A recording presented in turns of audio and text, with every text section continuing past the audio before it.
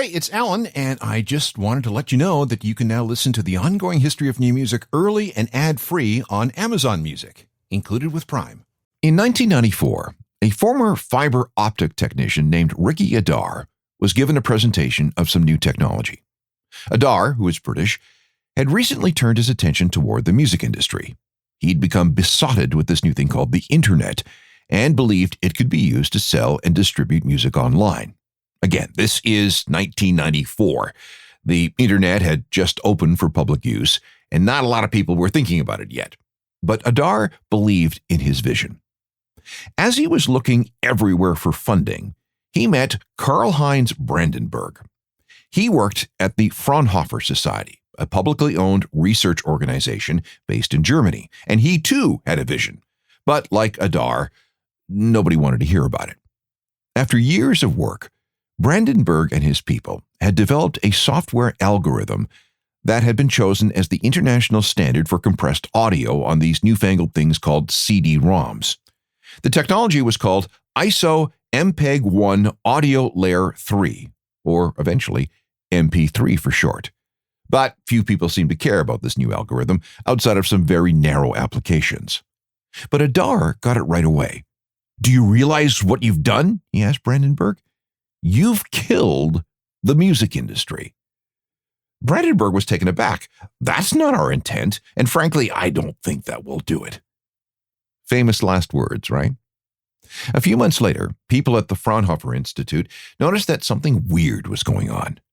News groups started by early adopters of the Internet were discussing the potential of Layer 3 software when it comes to encoding music. And shortly after that, song files started being traded online. This was the beginning of the rise of the MP3. And yes, it did kill the music industry, at least the old one that insisted on selling fans their music on pieces of plastic. The MP3 brought music and the music industry into the digital era. The MP3 had a spectacular rise. This tech was everywhere. Everybody was using it. But like almost everything in the universe, it had a finite lifespan. It's still with us, and in many ways is still ubiquitous, and in some circles, things haven't changed at all. But yet, they have. This is the rise and fall of the MP3.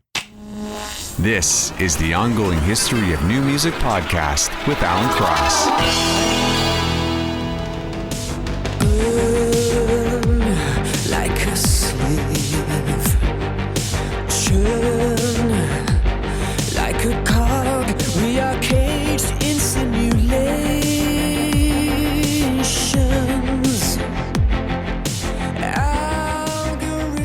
That's Muse from the Simulation Theory album with Algorithm, which I think is appropriate considering the subject matter at hand.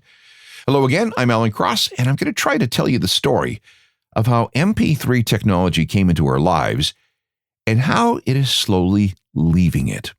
It's a story with all kinds of twists and turns. There are heroes and villains. There are casualties and survivors. And one thing is for sure, music has been forever changed in a billion different ways by this thing called the MP3.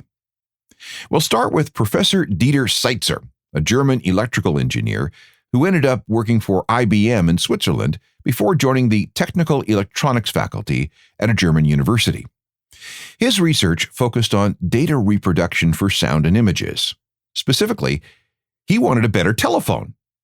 He looked for ways to transmit speech quicker, more efficiently, and with better sound quality down old-school copper telephone lines. This was a challenge because copper could only carry so much data.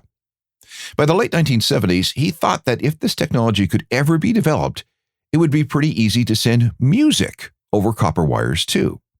He filed a patent on it, but was denied because the person examining the patent application told him, "This is impossible, and we don't issue patents for impossible things." Fortunately, Seitzer had a PhD student working on this project. This was Karl-Heinz Brandenburg, whom we've already met. He was part of the team of about a dozen people working on the audio transmission problem. Brandenburg believed that the solution lay in compression. If audio could be shrunk down to a size manageable by copper wires, then it would be a snap to transmit this audio anywhere over phone lines. and this became the subject of his doctoral thesis. By 1986, computer technology had finally reached a level where it could use the principles of psychoacoustics. This involves learning how the ear and brain process sound. We don't perceive 100% of the sound we hear because sounds overlap and stronger sounds bury weaker ones. We only perceive the audio that's on top, if that makes any sense. The sounds down front mask the sounds at the back. These concepts were conceived by a researcher named Eberhard Zwicker, who had been a mentor of Dieter Seitzer. Brandenburg's concept was that an algorithm should be able to strip out all the audio the brain can't perceive. Who would notice that something that they couldn't hear in the first place wasn't there at all? The advantage to doing this was that the digital audio file would be made smaller. Okay, but how small? That was the question. Research intensified in 1987 into something that became known as high-quality, low-bitrate audio coding. The Fraunhofer Group featured Brandenburg and 5 associates. The institute finally acquired the patent that Seitzer had failed to get a decade earlier. Their goal was to take a full-sized audio file from a compact disc, known as a WAV file, and shrink it down to 1/12 its original size, with as little alteration to the audible audio as possible. One of the first things they decided that this wasn't going to be about streaming compressed audio from a central server. It was going to allow people to create files playable and storable on their own computers. This is probably the right time to offer another song about technology. It's from 1981. It's Kraftwerk and Home Computer. I program my own computer, beam myself into the future.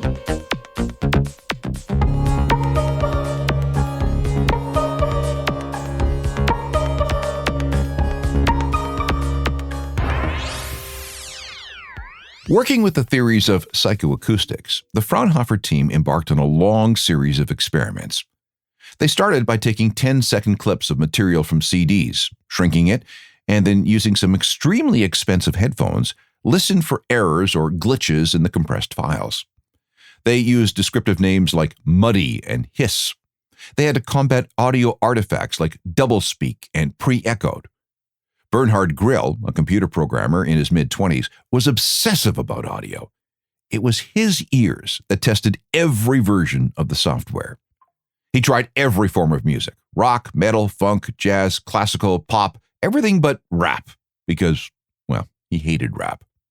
Grill also tested recordings of people who talked really fast, people with different accents, bird calls, crowd noise. He had audio of jet engines sourced from Boeing, and I love this. He also used the sounds of a hockey game. Grill determined that capturing the sounds of a crowd, skates scraping on the ice, and pucks booming off the boards were very hard to shrink properly. So yes, MP3 technology was made possible in part by hockey. Now, hold that thought, because hockey plays a vital role in this entire story. But the most famous tests were carried out with a 2-minute a cappella song by Suzanne Vega. Grill was frustrated at the math involved in creating a compression algorithm that could handle something as simple and as pure as a lone human voice. This is because an isolated human voice is devoid of any psychoacoustic masking. While the algorithm could handle the complex layers of, let's say, a symphony, a simple human voice had no layers of audio masking other layers.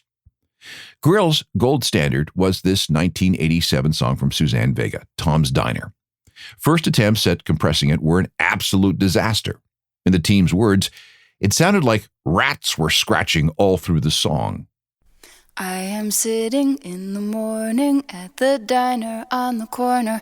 I am waiting at the counter for the man to pour the coffee, and he fills it only halfway, and before I even argue, he is looking out the window at somebody coming in. The Fraunhofer team, led by Bernhard Grill, listened to that song literally thousands and thousands of times as they worked on their audio compression technology. A little aside here, the Tom's Diner, about which Suzanne Vega sings, existed at 2800 Broadway in New York City. It sat in for Monk's Cafe on Seinfeld.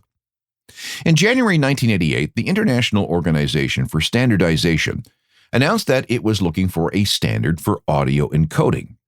The search was conducted by the Moving Pictures Expert Group, or MPEG for short. Teams at Philips, Bell Labs, and 12 other research groups submitted their standards proposals. The competition was a really complicated process, and I'll spare you the technical details. But you should know that there was a listening competition in Stockholm in January 1990. Everyone was given 10 different pieces of audio. That audio was encoded using the various technologies.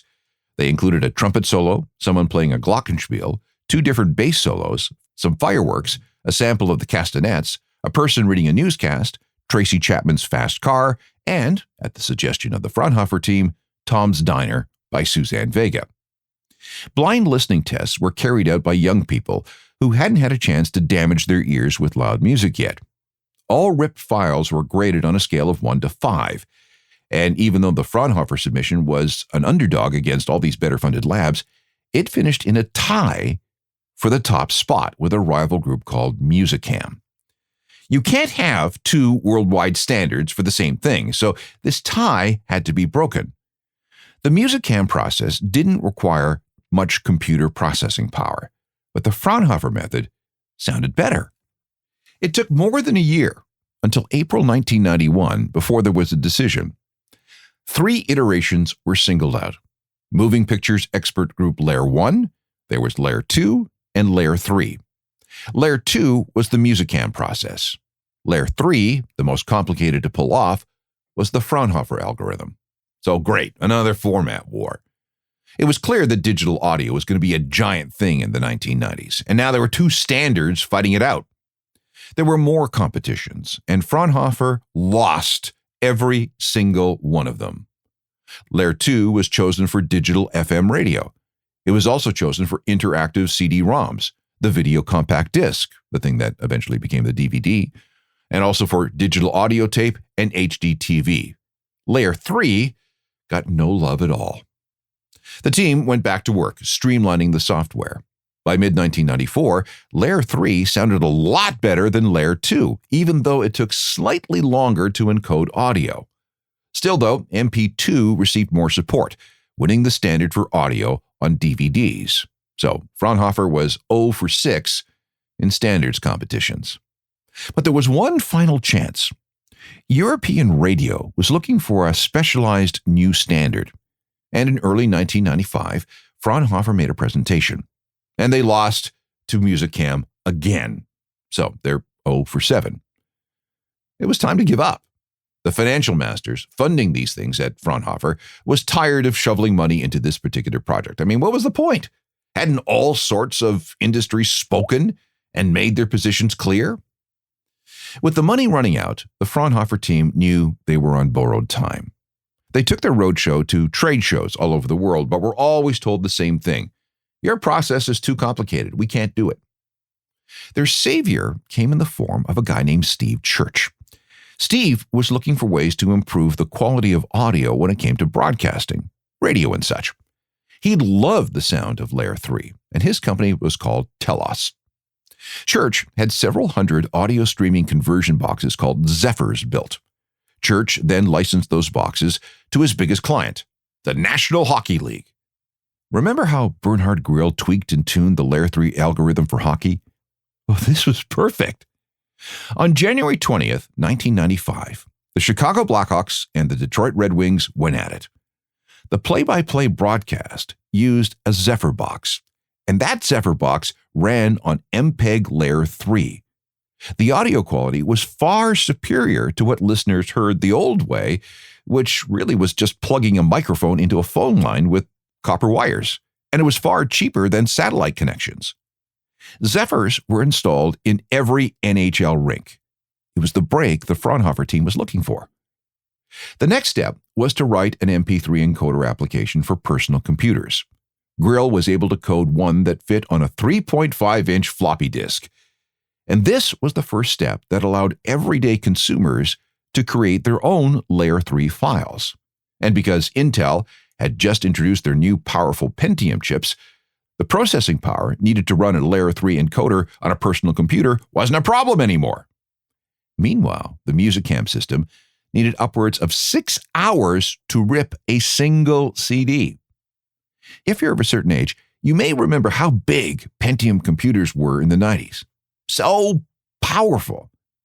Even Weird Al wrote a song about them. What you wanna do? Wanna be hackers, code crackers, slackers, wasting time with all the chat room yackers. 9 to 5 chilling at Hewlett Packard, working at a desk with a dumb little placard. As Pentium computers took off, the decision was made to give the Layer 3 encoder away for free. Thousands of those 3.5-inch floppy disks were distributed by Fraunhofer at trade shows through 1994 and 1995. This is when Karl-Heinz Brandenburg met Ricky Yadar, who told the Fraunhofer team that they were about to kill the music industry. But the Fraunhofer people kept refining their product. They were worried that the music industry might freak out if they used a copyrighted piece of work on their experiments. So at first, and again, this is 1994, they used a piece of music written by one of their own research team members named Jürgen Herr, and he called it funky.mp3.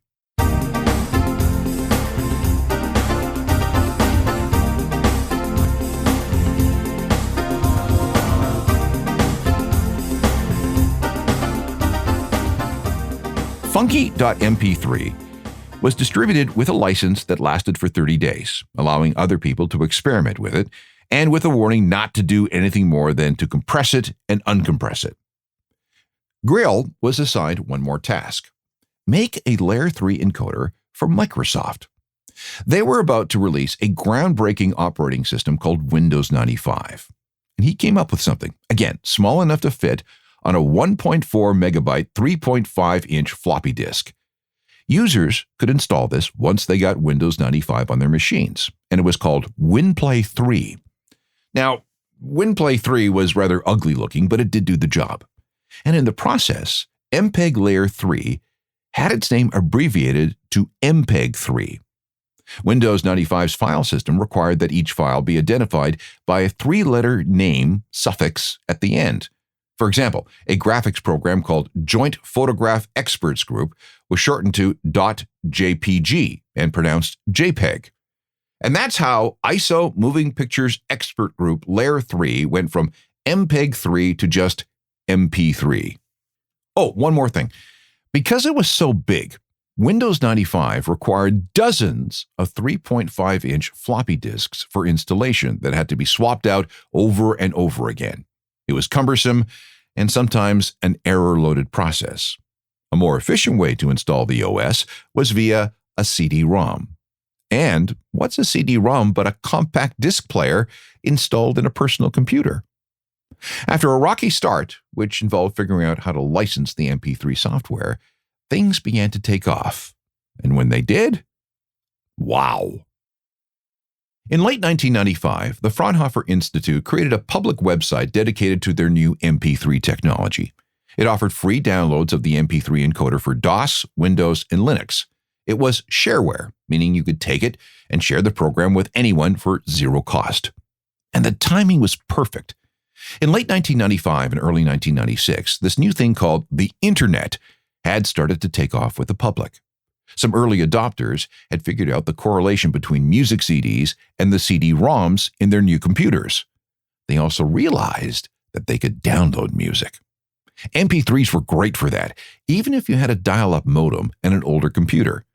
Yeah, it took a while to download a song, hours sometimes, but when you did, the song sounded pretty much as good as a compact disc. And if you were somewhere with a high-speed connection, a university for example, downloads were blazingly fast, at 1996 standards, of course. Using this free software, anyone could download music found online and store it on their own personal hard drive. And they could also rip a CD to an MP3 and share it with the internet. The world had never seen such a flexible and convenient way to deal with audio. And as the months went by, regular people with their regular computers went crazy all over the free music files available. And there was nothing about MP3 files that locked them down and made them impossible to share. And because MP3 encoding technology was free, other coders got involved. Perhaps the most important of all of these early software programs was Winamp. It was released on April 21st, 1997, as a media player for Windows machines. Version 1 was downloaded 3 million times. Version 2, which was released on September 8, 1998, was even more popular. And by 2000, more than 25 million people were registered users of Winamp. If you were around back then, you'll know that Winamp was a revelation. It was easy to rip CDs, and it also helped you manage your music library on your hard drive. And if you were into this new thing called file sharing, it was a godsend. Let's talk about that. 1996 saw the emergence of a loosely knit group of computer nerds in something called the Wares scene. They've been around since the 1970s, communicating through old-style bulletin boards, cracking software protection, and sharing things like games, porn, and assorted software. Within the Wares scene was an offshoot called CDA, which was short for Compress d'Audio. They were dedicated to music piracy. And if you were allowed into the CDA world, thousands and thousands of songs were available for the taking. CDA was the first MP3 group that we know of, and the first MP3 ever shared was Until It Sleeps by Metallica, and it was August 10th, 1996. So tear me open, pour me out.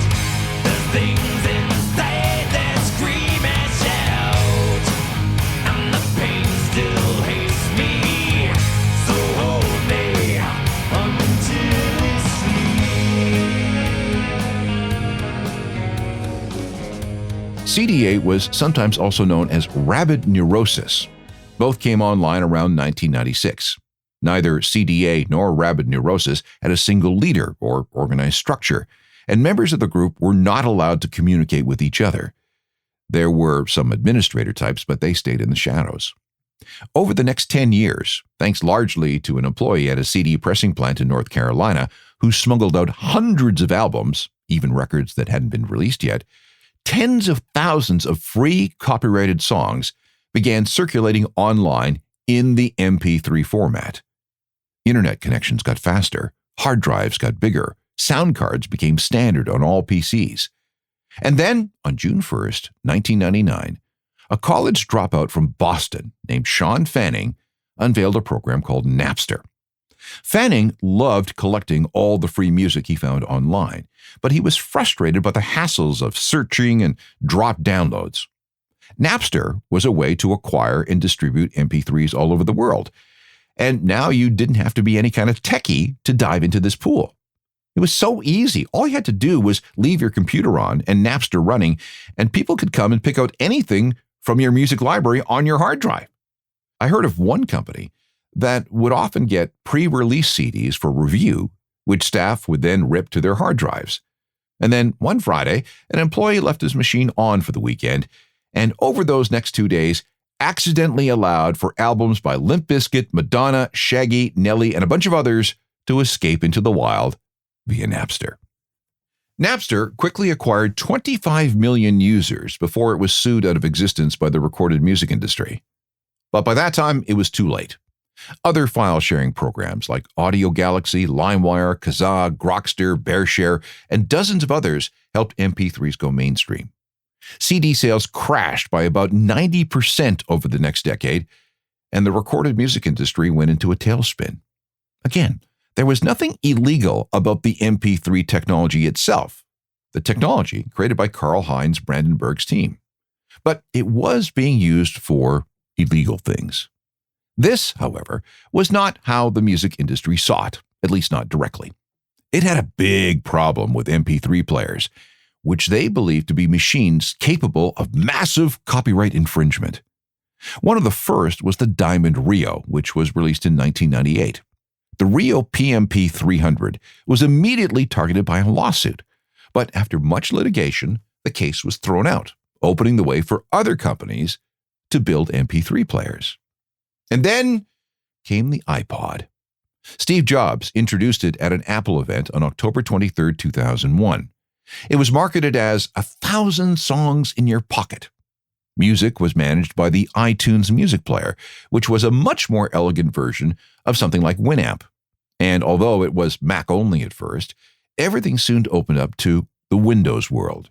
And then after that, everyone had to have an iPod, which they loaded up with digital files, many of which they found for free online. The iPod was developed in about a year, and in August 2001, the first ever digital file was uploaded onto a prototype device. It was by an Italian music DJ who went by the name Spiller, and the track is Groove Jet.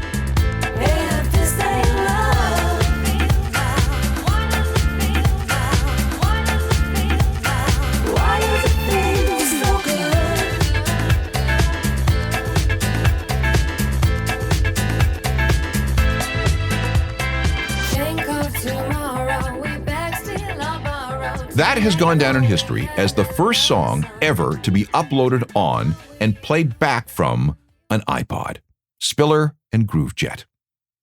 If you bought music from the iTunes Music Store, it did have digital rights management tools, at least at the beginning.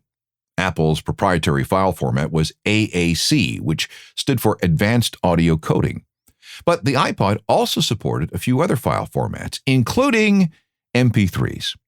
Tens of millions of iPods were filled with MP3s, both rips from CDs and illegal downloads. The digital era of music was underway, and it would not be stopped.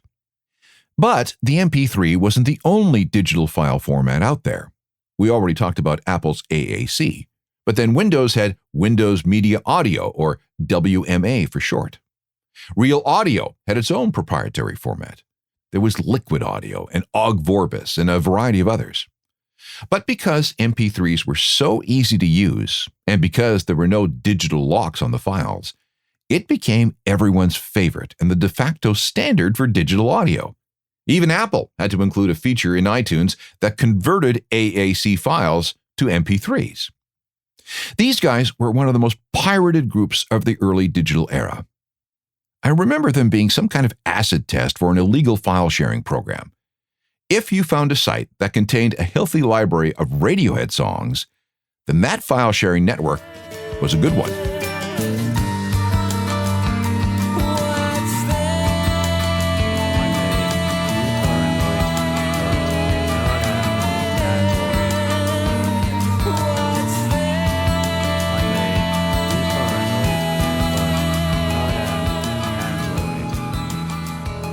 Radiohead, a group whose popularity, but not necessarily their bank account, was boosted by MP3 technology in the very late 90s and early 2000s.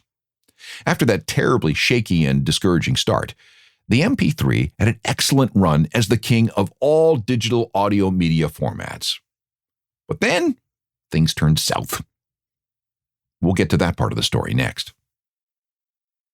The name of this episode is The Rise and Fall of the MP3. And I'm sure you had some kind of idea of its rise and its popularity, but its fall? Let me explain. From the late 90s to the late aughts, the term MP3 and digital music file were pretty much interchangeable, one and the same, kind of like Kleenex or tissues, or better yet, Google for internet search. MP3 encoders became standard on all kinds of programs, ranging from iTunes to digital workstation programs like Pro Tools. We all still have them on places like our computers, our smartphones, and whatever digital music devices we may have. But here's the truth. The era of the MP3 is over. Here are a few reasons. First, MP3s never really did sound great. Oh, they sounded good, but not great. Certain types of music get compressed better than others. But if you have good ears, it's easy to tell the difference between listening to a song that's encoded in a lossy format, like an MP3, and one that has minimal loss or none at all. Although there have been all kinds of studies from psychoacoustic experts that tell us that we can't tell the difference based on the physics and math of it all, I'm sorry, it's there. It's hard to explain the sonic differences, but it's something you can definitely feel. And once you start to feel that difference, it's tough to unfeel. I once ran across a study that explains this. When the brain hears an MP3, it somehow knows that masked audio has been removed, and it spends a couple of milliseconds searching for it. This causes a delay in the secretion of dopamine, the feel-good hormone that we get when we experience something pleasurable. That delay means that music from an MP3 may not feel as good as listening to music from a WAV file, or better yet, as an analog single from, say, a vinyl record or a live performance. On the subject of audio quality, composers, recording studios, radio engineers, technicians, and artists have always been aware of the quality loss that comes with lossy compression like MP3s. Many only use MP3s if they absolutely have to. And since sometime in the 2010s, there's been a growing sentiment among music fans that the sound of MP3s just isn't good enough. We've seen the rise of things like high-res audio and lossless audio codecs. There are FLAC files, for example, and FLAC stands for Free Lossless Audio Codec. Apple has ALAC, Apple Lossless Audio Codec, and if you have Apple Music, there's Spatial Audio. Streaming services like Tidal, Deezer, Qbuzz, and Amazon Music offer high bitrate streaming. As I sit here, Spotify has yet to release their hi-fi offering, but they're promising that they will do it. But now you can hear the difference in audio quality between, let's say, Spotify and Apple Music. It's there. It's obvious. You won't be able to hear the difference over the radio or in a podcast because there are other stages of compression that are employed before the music reaches your ears. But trust me, this album is so incredibly well recorded that I know of audiophiles who use it to test stereo systems worth tens of thousands and hundreds of thousands of dollars. That's how well it is recorded. And it's from System of a Down. What do you own the world? How do you own disorder? Disorder. No, somewhere between the sacred silence and sleep. Somewhere between the sacred silence and sleep. Again, if you want to put a set of speakers through its paces, System of a Down's Toxicity will show any flaws. Let's get back to why the era of the MP3 is over. MP3s were a big deal when we didn't have broadband internet connections. Remember, the technology was created in the first place to send audio more efficiently down copper telephone lines. We now have high-speed cable and fiber and even satellite connections where bandwidth isn't a problem, not a big deal at all. For our smartphones, data rates have come down. If we must, we can still download music MP3s. The speed and efficiency of such downloads is still great, but we now have the capability to download something better. Another reason MP3s are falling from favor is because audio and the smartphone industries have upped their game. More powerful chips, bigger solid-state hard drives, and better headphones and earbuds make listening to lossless files easier. Before all the streaming music services came along, we had no choice but to rip CDs and download songs from, say, iTunes and store them on our devices. iTunes used to use a lossy format based on the MP4 standard, which can be identified by the extension M4A and uses something called AAC, or Advanced Audio Codec. And if you have to, you can convert an M4A file into an MP3. I know that's really confusing. Back in the day, we could cram a lot of music onto relatively small hard drives. Those drives are now a lot bigger. I mean, you can get a smartphone with 1 terabyte of memory. If a typical MP3 file is, let's say, 3 megabytes, a 1 terabyte solid-state drive can hold over 333,000 songs. Doing the math, that means the same smartphone could hold somewhere between 20,000 and 30,000 uncompressed songs, complete with their high-quality audio. Now, we still have a long way to go in this regard. Bluetooth connections for wireless headphones and earbuds don't have enough bandwidth to properly transmit true lossless signals. That will be the next development. But the biggest hint that the MP3 is over came from the inventors of the format itself. The Fraunhofer Institute realizes that this is outdated technology, kind of like the cassette. In early 2017, it announced it was stopping support and licensing of MP3 technology. It is no longer working to make anything about the MP3 better and doesn't really care what happens to them. There are much better codecs out there, even lossy ones. AAC, for example, is superior. There's something called MPEG-H, and with the continuing adoption of lossless codecs, Fraunhofer just stepped out of the way to let better technology take over. Fraunhofer won't license MP3 technology to new products. Hardware manufacturers are slowly moving away from using and supporting MP3s as new audio gear comes to market. A few already won't play back MP3s because they've moved on to something superior in every way. But eventually, though, sometime in the future, MP3s will be regarded the same as 8-tracks, an obsolete format, because much better tech for listening to music will have completely eclipsed it. And that's what I mean by the fall of the MP3. The MP3 changed the way we listen to and transport music. But to everything there is a season, right? At some point, our audio equipment won't bother supporting playback of MP3s. What will that mean for our music libraries? Well, first, don't worry about this happening anytime soon. MP3s will linger for as long as people use them, and as long as there is gear to support them. The tech became so ubiquitous that MP3s will be around for a long, long time. It's still a de facto digital standard in many ways for many people, for both private and professional use. I imagine that we'll see some kind of slow changeover with our collection of digital files. And there may come a time when we'll have to download a converter to change our MP3s into whatever compatible file formats become the standard. Meanwhile, embrace the better audio that's available to us. Change is coming. Upgrades are coming. And chances are you won't notice a thing, other than the fact that your music will sound better. There are hundreds of ongoing history shows available on demand as podcasts. And yes, I did say hundreds.